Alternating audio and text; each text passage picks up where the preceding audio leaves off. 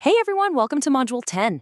And first off, a huge congratulations, because this is it, the final step in your A1 journey with Enye Academy. Today, we are tackling one of the most important and, yeah, for English speakers, one of the trickiest topics out there, how to talk about what you like and dislike using the verb gustar. So here's our game plan. First, we're going to totally rewire our brains with a crucial mindset shift. Then, we'll learn how to pick the right pronouns and the right verb form. After that, we'll put it all together so you can build these sentences flawlessly. And finally, we're going to have a much-deserved celebration for you finishing level A1. All right, let's just dive right in with a question for you.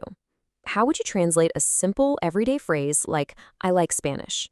Just take a quick second and think about how you'd say that. Now, if your first instinct was to say, Yo gusta el español, please don't even worry about it. You are in very good company. It's the most logical translation, but in Spanish, it's actually wrong. This is the classic hurdle for pretty much every English speaker, and today we're going to leap right over it for good. You'll see exactly why it's wrong and how to get it right every single time. Okay, so the first and honestly the most important step is what I like to call the Gustar mindset shift. To really master this verb, you've got to learn to think a little backwards compared to how we do it in English. And this right here, this slide is the absolute key. See, in English, the logic is all about us. I like chocolate. I am the subject, the hero of the sentence, doing the action.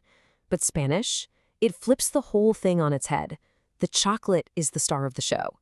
The sentence literally translates to, chocolate is pleasing to me. The chocolate is actually doing the action of pleasing. So the term for this is the inverse structure. The thing you like, whether it's music, a book, whatever, that's the grammatical subject. And the person who's doing the liking, you, me, him, her, we're just the indirect object. We're on the receiving end of that pleasing action. Okay, that makes sense. But if the person isn't the subject, then what pronoun do we even use? Well, that brings us to our second key point. And this is exactly why yo gusta just doesn't work. Yo is a subject pronoun, but since we're not the subject in these sentences, we need a whole new set of tools for the job, and those tools are the indirect object pronouns. And here they are. Instead of our usual yo or tu, we use these little guys, me, te, and le. The best way to think of them is as shortcuts for to me, to you, and to him or to her. Getting these down is absolutely essential. You know, if you only remember one thing from this entire explainer, please let it be this. Stop thinking I like. From now on, force your brain to translate it as, it is pleasing to me. I promise you, this one simple mental trick makes everything else just click into place. All right, we've got our pronoun. Now for the verb itself. And I've got great news. You only need to worry about two forms for now, gusta and gustan. And choosing between them, super simple. It's really this easy. You use gusta when the thing that is pleasing to you is singular, just one single thing. For example, chocolate is a singular noun. So we say, me gusta el chocolate. Chocolate is pleasing to me. Easy. And you also use that same singular form, gusta, when the thing you like is an action, a verb. So to say you like to travel, you just grab the infinitive verb, viajar, and you say, te gusta viajar. Traveling is pleasing to you. Okay, so what if you like multiple things? Well, you probably guessed it. The verb has to agree with that plural subject. For books, los libros, which is plural, we just pop an N on the end of the verb. It becomes gustan. So, le gustan los libros. The books are pleasing to him. See how gustan agrees with libros? It's not about the person at all. Okay, let's take a breath and put all these pieces together.